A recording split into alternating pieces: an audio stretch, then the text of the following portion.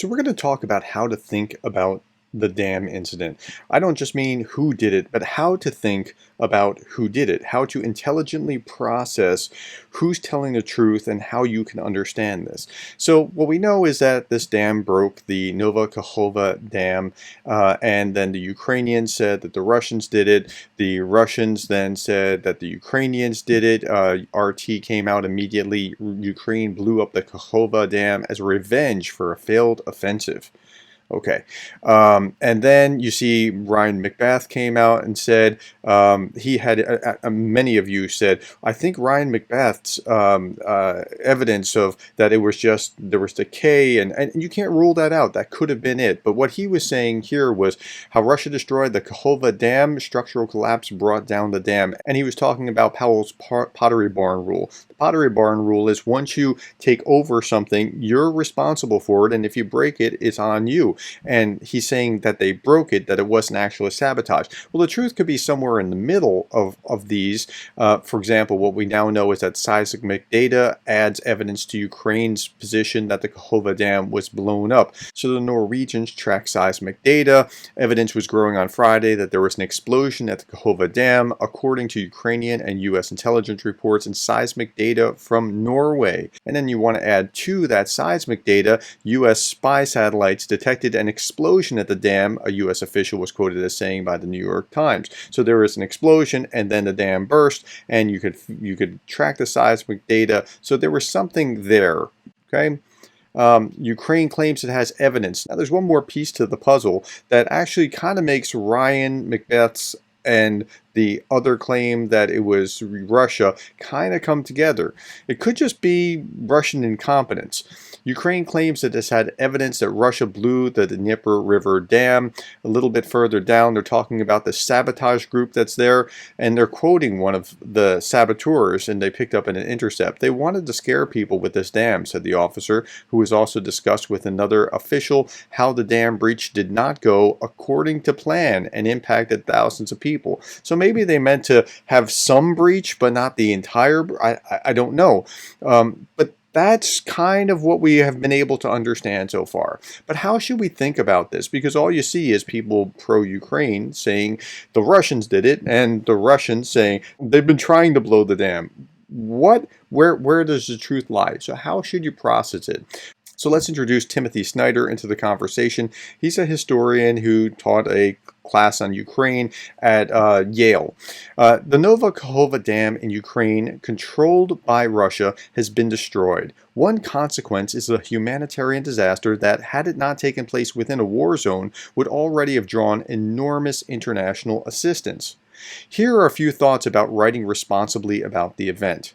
Number one, avoid the temptation to begin the story of this man-made humanitarian and ecological catastrophe by both-siding it. That's not journalism. Now, generally speaking, you would use both sides of the story. You'd say these folks say this, but these folks say that. But when you both side on here, you're giving the impression that both sides have an equal stake to a claim on the truth here. And I get this all the time where people will say, well, you're not neutral. Are you even a professor? Well, okay, I don't claim to be neutral. I'm trying to be as objective as possible, but neutrality is not what I'm looking for at all. So let me give you an analogy of what I mean. If I look across the street and I see a burglar going into my neighbor's house, and then I look through the window and I see them fighting, and then I see the burglar run out of the house with a bag full of something and maybe a TV under his arm or something, when the police ask me later on for my account, I don't say, yes, they were both inside the house and I saw them both fighting. I mean, they both hit each other. I don't say that. I say, this guy that I never saw went into my neighbor's house, and I've lived here 12 years, and I've never seen this guy before, but that's John's house. And so, and I tell him the story in context, and that's what we really need to be doing. In the same way, in Ukraine, I see a victim in Ukraine and I see an aggressor in Russia. And I understand there's backstory. It goes back to 2014 and it goes back even before that, right? So, but I reject the premise that nobody's been able to prove that there was a coup in 2014. That's the Russian propaganda point that nobody's been able to prove to me. But there was a shift in 2014 during the Maidan Revolution, and then there was an invasion across the border by the Russians with the little green men and the seizing of Crimea. But the Russians never say it that way. So what I'm saying is, I don't try to say, well, they did it and they did it and everything's equal and fair. It's not equal and neutral. I'm not trying to be neutral. Okay, number 2, Russian spokespersons claiming that Ukraine did something, in this case blew a dam, is not part of a story of an actual event in the real world. It is part of a different story, one about the outrageous claims Russia has made about Ukraine since the first invasion of 2014. If Russia claims about Ukraine's actions are to be mentioned, it has to be in context. So you don't just cherry pick this and put this contextless in place. You actually tell the whole backstory of what's going on. Number 3, citing Russian claims next to Ukrainian claims is unfair to the Ukrainians unless you do it appropriately, where you show this is what they said, this is how they said, and this is why it is or isn't what it's supposed to be. You don't just leave it out there as, well, we don't know. Okay? In this war, what Russian spokespersons have said have almost always been untrue. Now, if you give that as a context, you can put them next to each other and say, who's told the truth and who hasn't? The juxtaposition suggests an equality that makes it impossible for the reader to understand that important difference, which is what I spend my time doing, is showing you that important difference. If a Russian spokesperson, like Dmitry Peskov, must be cited, it must be mentioned that this specific figure has lied about every aspect of the war since it began. Now, he's not exactly right. Peskov has told the truth a few times during the war, but much of the time, most of the time even, he lies. And that's context that we ought to have. If Russian propaganda for external consumption is cited, it can help to also cite Russian propaganda for internal consumption. I just showed you that in my last video. It's interesting that Russian propagandists have been long arguing that Ukrainian dams should be blown.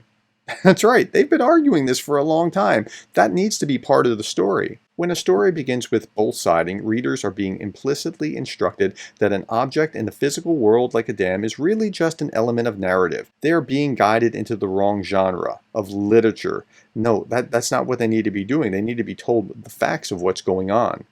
Dams are physical objects. Whether or how they can be destroyed is a subject for people who know what they're talking about. Like, that's important, not just people that are like, well, I mean, they could shoot a missile at it or what. Like, know what they're talking about. When this exercise is performed, it seems clear that the dam could only have been destroyed by an explosion from the inside. So ask military experts who have first-hand knowledge, or engineers who have first-hand knowledge about how dams are blown up, and listen to them. Russia was in control of the relevant part of the dam when it exploded. That's kind of important. Russia had the means, Ukraine did not, because it has to be blown from inside. The story doesn't start at the moment the dam explodes. Readers need to know for the last 15 months that Russia has been killing Ukrainian civilians and destroying Ukrainian civilian infrastructure, whereas Ukraine has been trying to protect its people and the structures that keep them alive. Right. I mean, and if you have that as a context, it kind of points to who did it. It's not the only indicator, but it's an important indicator. Here's another one. The setting also includes history. Military history offers an elemental point. Armies that are attacking do not blow dams to block their own path of advance. Armies that are retreating do blow dams to slow the advance of the other side. So that's kind of important. The pursuit of objectivity does not mean treating every event as a coin flip and a 50-50 chance between two different public statements. Objectivity demands thinking about all the objects that a reader would need in order to come away from the story with greater understanding. Now, I'll show you an example of poor objectivity and my correction of it. I showed this video a couple of days ago. This was Richard Medhurst, and he's never found anything that America has ever done or the West has ever done that he likes, and that's his background, so that's his audience, and he's talking about what happened and how the Ukrainians must have done it. In fact, and he shows a Washington Post article where it shows that Ukrainians have fired on the dam with missiles in the past. Watch. Zero motive. There is no They have plenty of motive to attack that dam, and that includes creating a huge headache where now the Ukrainians have to deal with the aftermath of the dam instead of focus on the counteroffensive. That includes retribution. That includes a natural disaster that will take maybe decades to sort out on the other side. They have plenty of motive. motive. You know, the Washington Post in December published an article showing how Ukraine targeted this dam. Okay, now so far he's doing good because he's actually showing a legitimate source trying to prove his point. But he stops short. See the highlight here? This highlight, he doesn't read the next few lines, which I'm going to read. Let's continue. Okay. So this is the problem when you don't actually read. If you can read and you don't read, you're no better off. So see what he's highlighted here? Kovalchuk considered flooding the river. The Ukrainians, he said, even conducted a test strike with HIMARS launcher on one of the floodgates at the Nova Dam. Now the rest of it says, making 3 holes in the metal to see if the Dnieper's water could be raised enough to stymie Russian crossings, but not flood nearby villages. The test was a success, Kovalchuk said, but the step remained a last resort. He held off. So that's a different perspective than that they tried to destroy the entire dam. Using American missiles, using the HIMARS. Okay, so that was my point. Like, if you're going to use it, you need to see this. You can even see this to raise enough to stymie the Russian, but not flood nearby villages. There was that was part of the context, and he didn't use it. So you have to be fair, and Timothy Snyder has done an excellent job helping us think about what sources are trustworthy or how the subject should be framed. And as not just about the dam, but about everything that you're processing, try to think through these things. Like, what is happening in context? And that will, if you ask that question, then you'll get a lot closer to the truth. Thank you for your time, and thank you for your attention, the likes, the subscribes, the coffees. Thank you for being the kind of person that cares about Ukraine. I'll be back tomorrow, and I hope you will be too.